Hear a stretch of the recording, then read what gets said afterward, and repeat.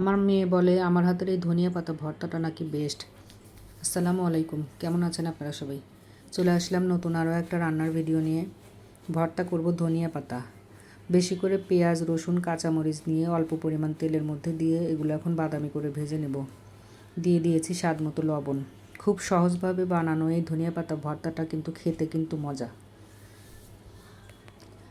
একটু বাদামি আকার হয়ে গেলেই রসুন পেঁয়াজের কালার, ধনিয়া পাতাগুলো একটু কুচি করে রেখেছিলাম, পাতাগুলো দিয়ে নিলাম।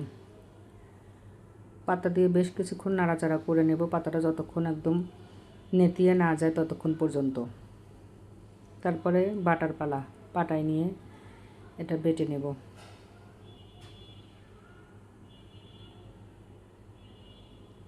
আমি সবসময় ভর্তাগুলো হাতে এরকম পাটায় বাটি, কারণ আমার গ্রাইন্ডারে দিয়ে কোনো ভর্তা বানানো খেতে ভালো লাগে না।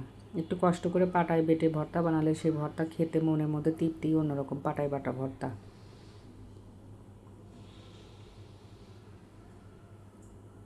খুব মজাদার। ধনিয়া পাতা ভর্তাটা আমার রেডি হয়ে গেল। আল্লাহ হাফেজ।